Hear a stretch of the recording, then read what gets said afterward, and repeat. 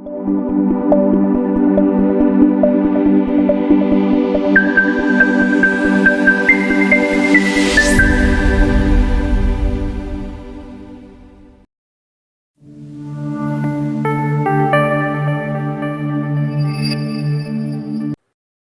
اللہ الرحمن الرحیم۔ حمید کو 2 گھنٹے بعد پولیس ہسپتال میں ہوش آیا تھا۔ ڈی آئی جی اور فریدی اس کے بیڈ کے قریب ہی موجود تھے۔ میں یہاں کس طرح پہنچا؟ کچھ دیر بعد اس نے کراہتے ہوئے پوچھا۔ اس کے سر کے پچھلے حصے میں ورم آ گیا تھا۔ اس کے علاوہ اور کوئی چوٹ نہیں تھی۔ اس سے پہلے تم کہاں تھے؟ فریدی نے آگے جھک کر پوچھا۔ میں عاصم ولا سے باہر نکلا ہی تھا کہ کسی نے بے خبری میں سر پر ضرب لگائی، پھر مجھے ہوش نہیں۔ ڈی آئی جی کچھ کہنے ہی والا تھا کہ فریدی نے آنکھوں کی جنبش سے اسے خاموش رہنے کا اشارہ کیا۔ دوبارہ ہوش آنے پر تم کہاں تھے؟ اس نے حمید سے سوال کیا۔ جہاں آپ دیکھ رہے ہیں۔ پھر سوچو۔ حمید نے آنکھیں بند کر لیں۔ ڈی آئی جی فریدی کو بستر سے دور لے جا کر آہستہ سے بولا، اسے سوچنے دو اور مجھے بتاؤ کہ ملزم نے کس سرکاری افیسر کو الجھانے کی کوشش کی تھی؟ حمید کو۔ اوہو، تفصیل اطمینان سے بتاؤں گا، فی الحال مجھے اس کا تحریری بیان لینا ہے۔ ڈی آئی جی نے پرتشویش نظروں سے حمید کی طرف دیکھا۔ وہ پھر حمید کے بستر کے قریب آ گئے اور فریدی کے مخاطب کرنے پر اس نے آنکھیں کھولیں۔ مجھے یاد نہیں آتا کہ اس سے پہلے بھی مجھے ہوش آیا ہو۔ عاصم ولا سے یہاں تک ٹوٹل بلیک آؤٹ، وہ کراہتا ہوا بولا۔ کیا تم اتنی توانائی محسوس کر رہے ہو کہ تفصیل کے ساتھ بیان دے سکو؟ فریدی نے پوچھا۔ میں زیادہ دیر تک بول نہیں سکتا، سر میں شدید تکلیف ہے۔ اچھا، تو ابھی آرام کرو۔ ڈی آئی جی اور فریدی کمرے سے باہر نکلے اور فریدی نے حمید کی کہانی شروع کر دی، لیکن اسی حد تک رہا کہ موبی کی بے ضابطہ گرفتاری کا ذکر نہ آنے پائے۔ اس کے خاموش ہوتے ہی ڈی آئی جی نے سوال کیا، اور وہ آدمی موبی، وہ کہاں ہے؟ تلاش جاری ہے، فریدی نے جواب دیا۔ چند لمحے کچھ سوچتا رہا، پھر بولا، اور یہ لاش اس لڑکی کی تھی۔ کس لڑکی کی؟ جس سے کلب میں حمید کا جھگڑا ہوا تھا، جولی مدار بخش۔ اوہو، ڈی آئی جی کی آنکھیں حیرت سے پھیل گئیں۔ اب یقین کے ساتھ کہا جا سکتا ہے کہ جولی اس آدمی کی حیثیت سے واقف تھی، اور اس نے اس بار حمید کو جولی کے قتل میں ملوث کرنے کی کوشش کی ہے۔ آخر چکر کیا ہے؟ ڈی آئی جی پرتفکر لہجے میں بڑبڑایا۔ تمہارا ازغلو اس ملک کے سفارت خانے سے تعلق رکھتی ہے جس سے ہمارا ایک معاہدہ ہونے والا تھا۔ یا تو اب وہ ملتوی ہو جائے گا یا سرے سے ہوگا ہی نہیں۔ معاہدہ کسی حد تک فوجی نوعیت کا تھا۔ اب آپ خود ہی سمجھ سکتے ہیں کہ یہ ہمارے کسی دشمن ملک کے ایجنٹوں کی حرکت ہو سکتی ہے۔ اگر حمید بھی قاسم ہی کے ساتھ اس عمارت میں پایا گیا ہوتا تو اس کیس کی کیا صورت ہوتی؟ خداوند، ڈی آئی جی نے طویل سانس لی۔ ان دونوں کے بارے میں یہ بھی سنا گیا ہے کہ دونوں ایک ساتھ لڑکیوں کی تلاش میں نکلتے ہیں۔ کیا تم نے پوسٹ مارٹم کی رپورٹ دیکھی ہے؟ مجھے اس کا موقع کہاں نصیب ہوا ہے۔ تمارا کا گلا گھونٹ کر مارا گیا ہے اور اس سے قبل بہت زیادہ بدسلوکی کی گئی تھی۔ اب آپ خود سوچ سکتے ہیں اس کا مطلب۔ اگر حمید بھی وہاں پایا گیا ہوتا تو کیا ہوتا؟ لیکن یقین کیجئے کہ دونوں میں سے کوئی بھی اتنا زیادہ بیہودہ نہیں ہے۔ حمید صرف زندہ دلی کے اظہار کی حد تک لڑکیوں میں دلچسپی لیتا ہے، اس سے آگے کبھی نہیں بڑھا۔ اس سے بحث نہیں، فی الحال وہ جس حالت میں پایا گیا ہے اس کے بارے میں سوچو۔ فریدی کچھ نہ بولا۔ اس کے بعد دونوں کی راہیں الگ ہو گئی تھیں۔ فریدی نے آفس پہنچ کر رمیش کو طلب کیا۔ اس آدمی کو پیش کرو جس سے تمہیں پیکٹ ملا تھا۔ وہ اس وقت ڈیوٹی پر نہیں جناب، رات کی ڈیوٹی میں تھا، رمیش نے جواب دیا۔ گھر سے بلواؤ۔ بہت بہتر جناب، رمیش نے کہا اور کمرے سے چلا گیا۔ تھوڑی دیر بعد فون کی گھنٹی بجی۔ فریدی نے ریسیور اٹھایا۔ دوسری طرف ڈی آئی جی تھا۔ سنو، میں اسے مناسب نہیں سمجھتا کہ لڑکی کی لاش کی دستیابی کے ساتھ رپورٹ میں حمید کا بھی ذکر آئے، اس نے کہا۔ میں نہیں سمجھا جناب، फरीदी के लहजे में हैरत थी। मुझे शर्मिंदगी है कि मेरी वजह से वो इस दुश्वारी में पड़ा। अगर रिपोर्ट में इसका जिक्र आ गया तो ज़ाब्ते की बास कार्रवाइयों की बिना पर इसे मजीद दुश्वारियों का सामना होगा। वो तो है, जाहिर है कि क्लब में जोली से झगड़े का जिक्र इसके बयान में जरूर आएगा। इसीलिए इस सिलसिले में हमीद को नजरअंदाज कर दो। मौका वारदात पर मेरे साथ इंस्पेक्टर मुगल भी था। मैंने इसे जुबान बंद रखने की हिदायत कर दी है। बहुत बहुत शुक्रिया जनाब। दूसरी तरफ से सिलसिला मुनक़ता हो जाने के बाद इसने रिसीवर रख कर तवील सांस ली थी। कुछ देर बाद रमेश ने इस पहरेदार को पेश कर दिया जिसे कोई शख्स मसनूई नाक और दाढ़ी वाला पैकेट दे गया था। क्या तुम्हें इसका हुलिया याद है? फरीदी ने इससे पूछा। मैं शक्ल नहीं देख सका जनाब, वो अंधेरे में था और जल्दी में मालूम होता था। आपका नाम लिया था और पैकेट थमाकर चलता बना था। तुम कहाँ थे? फाटक पर। क्या वहाँ अंधेरा रहता है? नहीं साहब, बल्ब फ्यूज हो गया था, फिर 10 मिनट बाद दूसरा लगा दिया गया था। वो इसी वक्त आया जब अंधेरा था। सड़क पर तो रोशनी थी, तुमने इसे जाते देखा होगा। देखा था साहब, लेकिन चेहरा नहीं देख सका था, वो मुंह मोड़ चुका था। चलने का अंदाज याद है? फरीदी ने सवाल किया। पहरेदार किसी सोच में पड़ गया, फिर भराई हुई आवाज में बोला, बहुत तेज चल रहा था जनाब। और क्या क्या? तेज तो चल रहा था, मगर ऐसा लगता था जैसे फुदक रहा हो। फरीदी ने हाथ हिलाकर इसे जाने का इशारा किया और रमेश से बोला, बैठ जाओ। रमेश ने मोतबाना कुर्सी खिसकाई और बैठ गया। चेथम रोड पर वलीबाग के चौराहे से कुछ आगे वाइल्ड कार्नर नाम का छोटा सा नाइट क्लब है। वहां किसी ऐसे आदमी पर नजर रखनी है जिसकी चाल में किसी कदर उबरा भर कर चलने का अंदाज हो। बहुत बेहतर जनाब। यकायक फिर फोन की घंटी बजी। फरीदी ने रिसीवर उठाते हुए रमेश को जाने का इशारा किया। इस बार भी डीआईजी ही की कॉल थी। हालात बदल गए हैं, इसने कहा। जोली के बाप ने अपने बयान में कहा है कि पिछली रात जोली ने इसे कैप्टन हमीद से अपने झगड़े के मुतल्लिक बताया था। ये कोई बड़ी साजिश है जनाब, फरीदी ने खुश्क लहजे में कहा। इसीलिए मैं इसका सही और मुकम्मल तहरीरी बयान लेना चाहता था। मेरा ख्याल है कि तुम्हारी तजवीज मुनासिब थी। दूसरी तरफ सेठ तैयब जी को अपने बेटे मोबी की तलाश है। जोली ने अपने बाप से ये भी कहा था कि पोल खुल जाने के बाद कैप्टन हमीद मोबी के पीछे भागता चला गया था और फिर इसकी वापसी नहीं हुई थी। जी अच्छा। पल भर के लिए फरीदी की आंखों में फिक्रमंदी के आसार नजर आए। ऐसी सूरत में जबकि जोली की लाश के साथ हमीद भी मिला था, सेठ मदार बख्श का बयान उलझावे पैदा कर सकता है। आपकी क्या राय है इस सिलसिले में? भाई, जो तुम मुनासिब समझो। अगर ये नया इंकिशाफ ना होता तो मैंने तुम्हें कुछ और मशवरा दिया ही था। आप मुतमईन रहें, फरीदी तल्ख सी मुस्कुराहट के साथ बोला। मैं किसी मरहले पर यह ना जाहिर होने दूंगा कि हमीद आपके हुक्म की तामील में आसिम मिला गया था। हाँ सुनो, डीआईजी बात उड़ाकर बोला। क्या ये जरूरी है कि लाश के साथ हमीद का भी जिक्र किया जाए? यकीनन जरूरी है। मैं इस सिलसिले में कुछ छुपाना नहीं चाहता। भाई तुम जानो। आप मुतमईन रहें। दूसरी तरफ से सिलसिला मुनक़ता होने की आवाज सुनकर फरीदी ने रिसीवर रख दिया।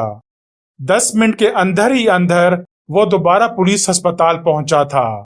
हमीद की हालत अब बेहतर थी। इसे अभी तक ये नहीं मालूम हो सका था कि वो फरीदी को कहाँ और किस हाल में मिला था। लिहाजा जब इसे इसका इल्म हुआ कि वो जोली की लाश के बराबर पड़ा पाया गया था तो वो बुखलाकर उठ बैठा। फरीदी इसकी आंखों में देखे जा रहा था। आप मुझे इस तरह क्यों देख रहे हैं? क्या आपको मेरे बयान पर शुबा है? यकीन कीजिए, आसिम विला के फाटक पर बेहोश होने के बाद से यही मेरी आंख खुली है। मुझे यकीन है कि तुम सच कह रहे हो, क्योंकि डॉक्टर का भी यही ख्याल था कि सर की चोट से तारी होने वाली बेहोशी की मुद्दत ख्वाब आवर इंजेक्शन से बढ़ाई जाती रही थी। फिर आप मेरी आंखों में क्या तलाश कर रहे हैं? पशेमानी, फरीदी मुस्कुरा कर बोला। کیا اب بھی تم بھانت بھانت کی عورتوں کے شوق میں احمقوں کی طرح ادھر ادھر بھاگتے پھرو گے؟ اگر ایسا نہ ہو تو بہتر بے گناہ پھانسی پا جائیں۔ اگر میں بھی ملوث نہ کیا گیا ہوتا تو آپ قاسم کے بیان پر یقین نہ کرتے۔ حمید صاحب، وہ تو مجرم نے خود ہی قاسم کی بیان کی تصدیق کر دی تھی۔ آخر اس نے اپنی مصنوعی ناک اور داڑھی مجھے کیوں بھجوائی؟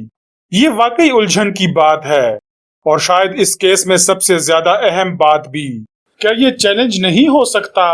پہلے میں بھی یہی سمجھتا تھا، لیکن بعض وجوہ کی بنا پر اس خیال کو ترک کرنا پڑا۔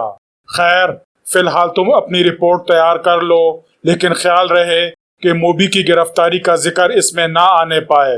وہ تمہیں اس عمارت میں پہنچا کر غائب ہو گیا تھا۔ عاصم صاحب اور ڈی آئی جی کا ذکر بھی نہ آنے پائے۔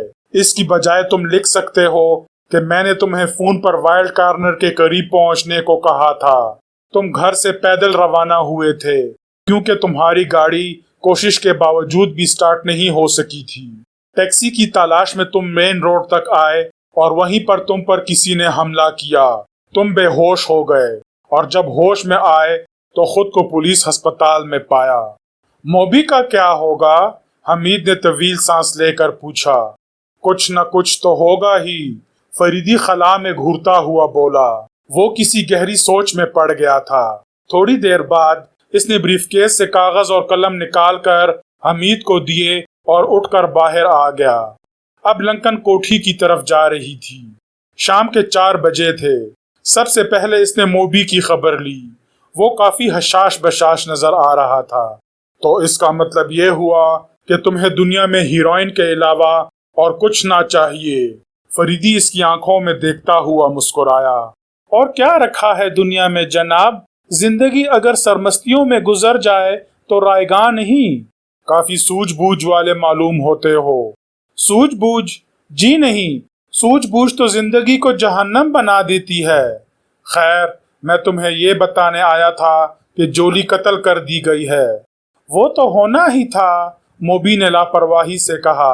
اس نے ذرا برابر بھی حیرت ظاہر نہیں کی تھی۔ کیا مطلب؟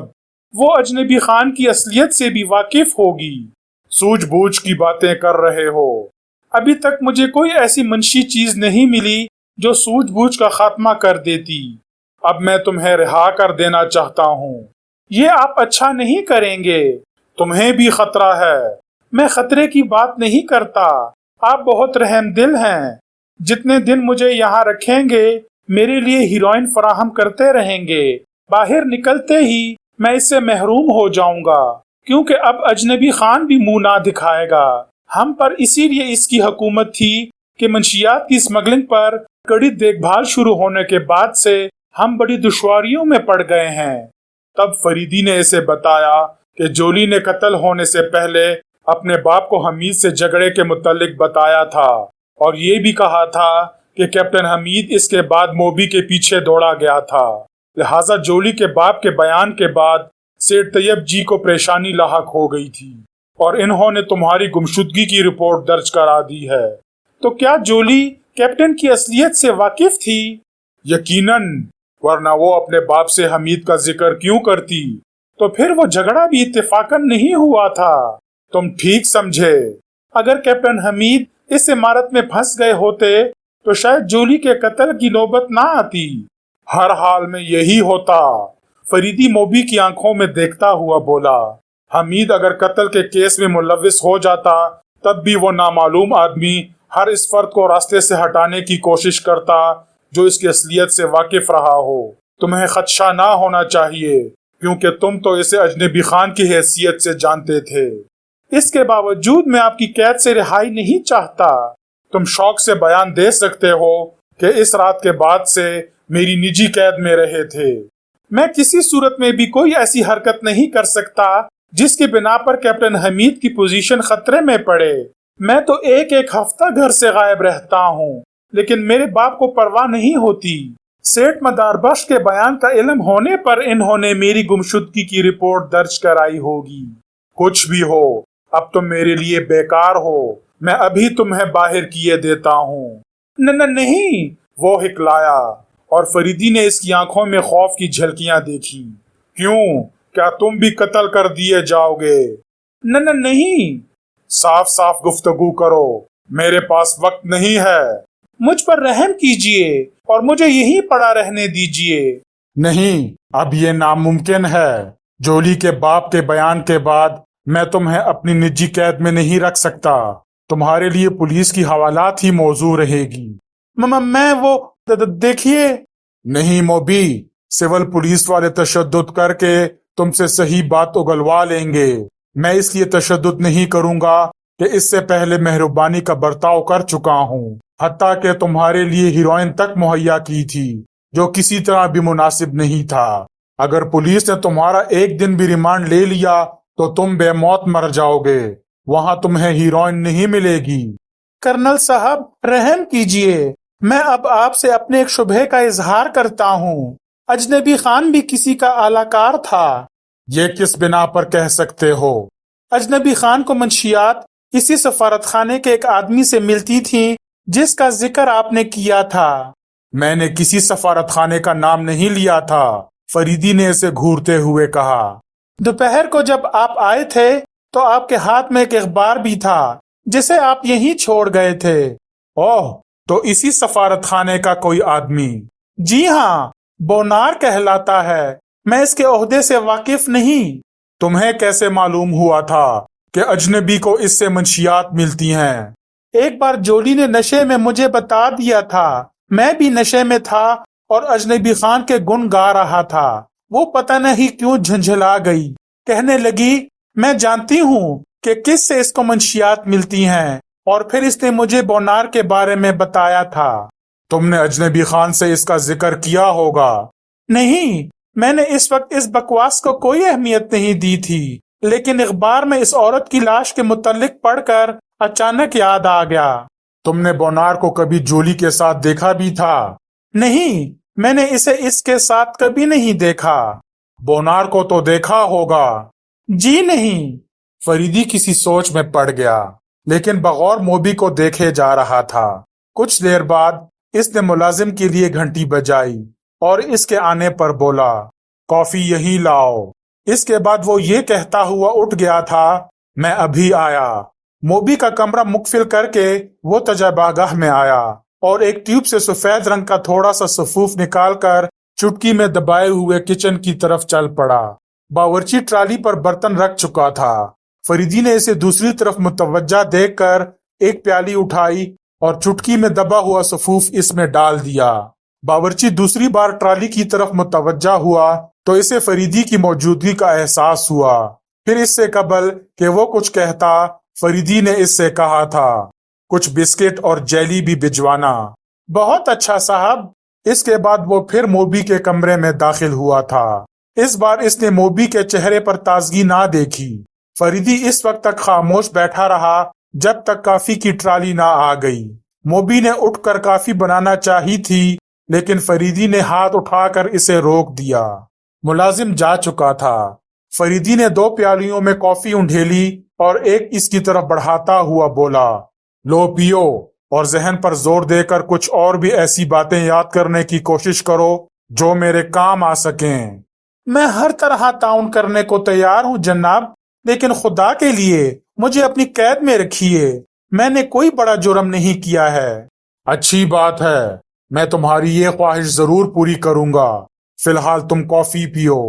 موبی نے 2-3 ہی گھونٹ لیے تھے کہ اس کی پلکیں بھوجل ہونے لگیں اور وہ اس طرح آنکھیں پھاڑنے لگا جیسے اپنے ذہن سے لڑنے کی کوشش کر رہا ہو، لیکن بے سود۔ جلد ہی بے ہوش ہو کر کرسی کی پشتگاہ پر ٹک گیا تھا۔ فریدی نے اس کی کافی کی پیالی لے کر ٹرالی میں رکھ دی اور بڑے اطمینان سے کافی پیتا رہا۔ اس کے بعد اس نے موبی کو کمرے سے اس تہخانے میں منتقل کر دیا جس کا علم ملازموں کو بھی نہیں تھا۔ اس سے فرصت پا کر اس نے بونار سے متعلق چھان بین شروع کی اور اس کے ایک ماتحت نے اس کے بارے میں تفصیلات فراہم کر دی۔ وہ ہر شب نیاگرا ہوٹل کے ریکریشن ہال میں ملتا تھا۔ سفارت خانے کے شعبہ نشر و اشاعت کا سربراہ تھا۔ کئی زبانیں بول اور سمجھ سکتا تھا، اس میں اردو بھی شامل تھی۔ 7 بجے وہ پھر پولیس ہسپتال پہنچا۔ حمید کی حالت بہتر تھی۔ فریدی نے اس کا تحریری بیان دیکھا اور تہ کر کے بریف کیس میں رکھتا ہوا بولا، ٹھیک ہے۔ اچانک اسی وقت انسپکٹر آصف وہاں پہنچا اور فریدی کو نظر انداز کر کے بولا، کیا تم بیان دینے کے قابل ہو گئے ہو؟ جولی کا قتل کا کیس میرے سپرد کیا گیا ہے۔ فریدی کے ہونٹوں پر خفیف سی مسکراہٹ نمودار ہوئی اور اس نے بریف کیس سے حمید کا تحریری بیان نکال کر اس کے حوالے کر دیا۔ اس میں جولی کی لاش کا ذکر نہیں ہے۔ آصف بیان پڑھ کر حمید کو گھورتا ہوا بولا، اس کے لیے آپ کو میرا بیان لینا پڑے گا۔ فریدی نے خوش دلی سے کہا، اس نے اپنے بیان میں واضح کر دیا ہے کہ بے ہوشی کے بعد یہی ہوش آیا تھا۔ انسپکٹر آصف نے اسے کیناتوز نظروں سے دیکھتے ہوئے کہا، تمہارا بیان بھی ضروری ہے، تم ہی نے جولی کی لاش دریافت کی تھی، تم آخر اس فلیٹ تک کیسے پہنچے تھے؟ فریدی معمر اور سینئر افسروں کا احترام کرتا تھا، لہٰذا آصف کے لہجے کی پرواہ کیے بغیر نرمی سے بولا، میں اپنے کیس کے سلسلے میں جولی سے ملنا چاہتا تھا۔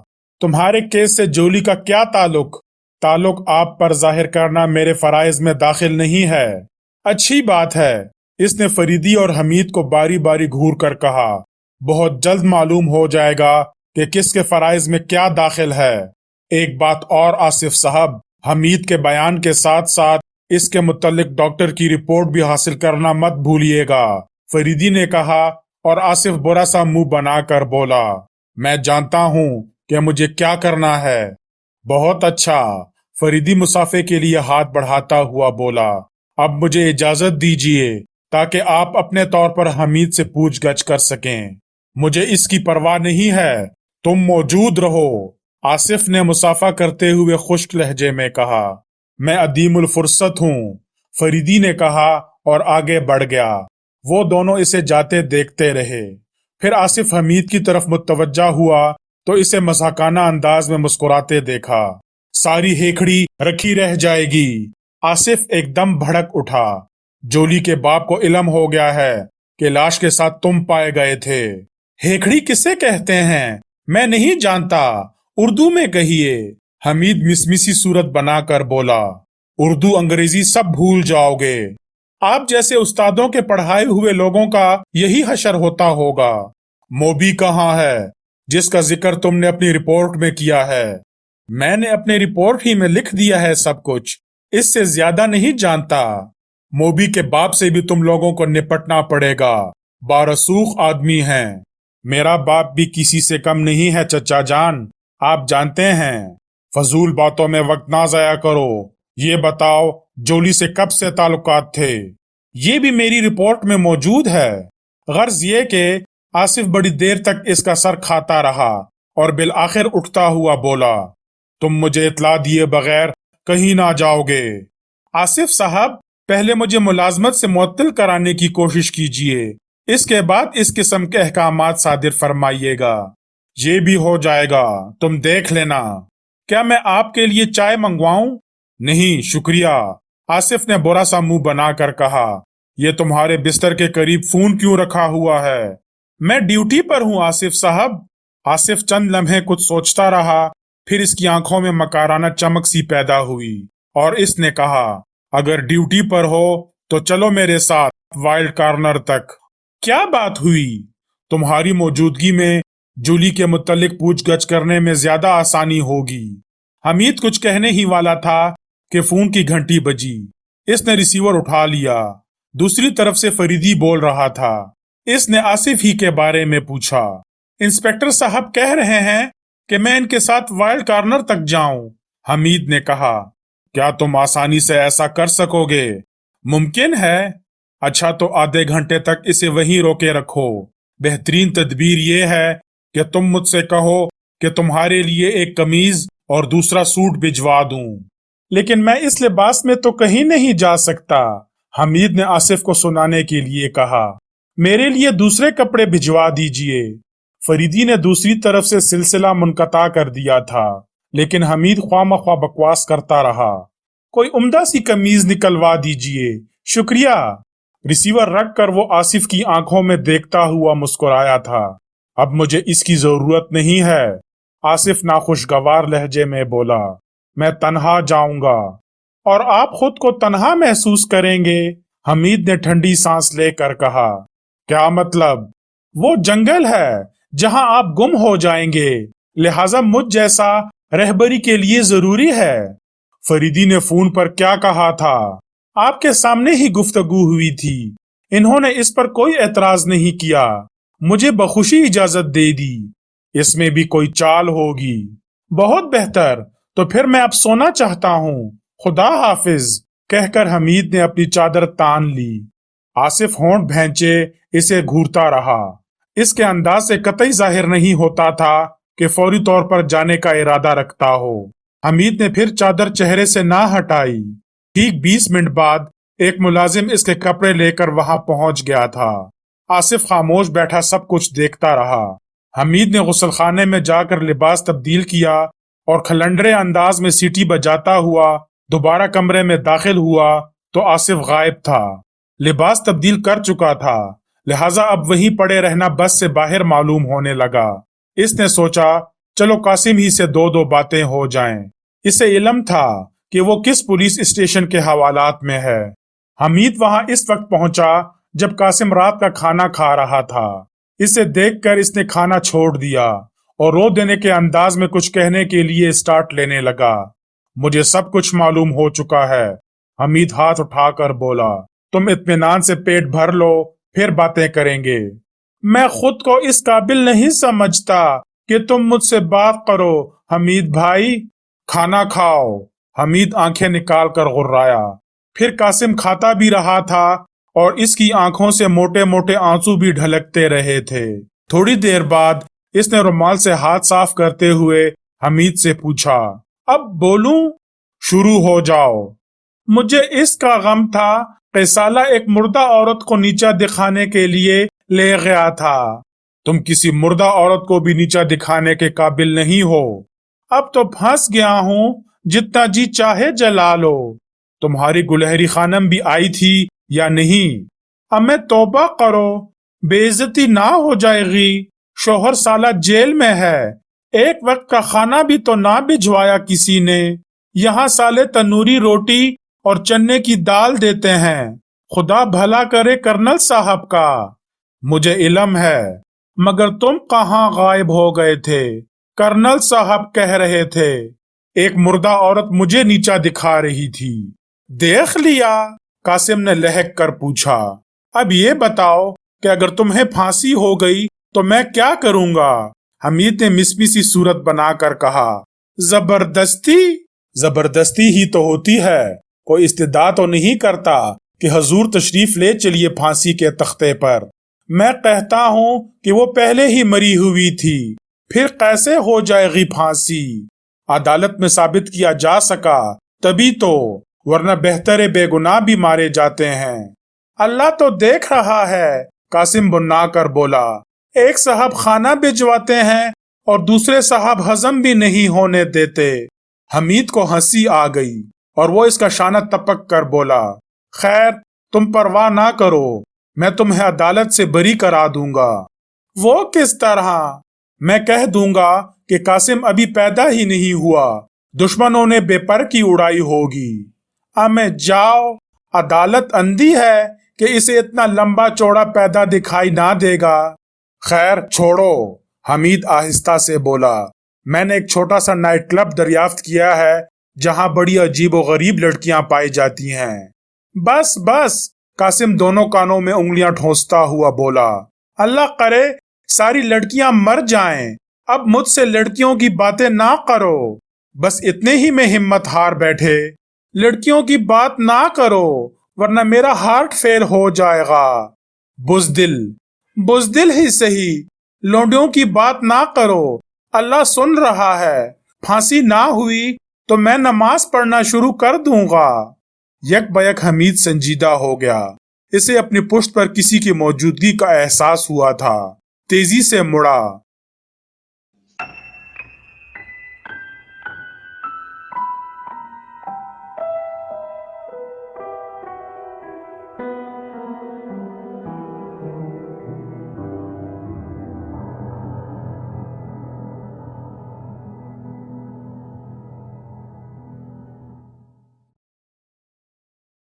اگر کہانی اچھی لگی ہو اور آپ کو میرا کنٹینٹ پسند آ رہا ہو تو مہربانی فرما کر چینل کو سبسکرائب کیجیے اور آنے والے کہانی اور ناولوں سے لطف اندوز ہوتے رہیے گا۔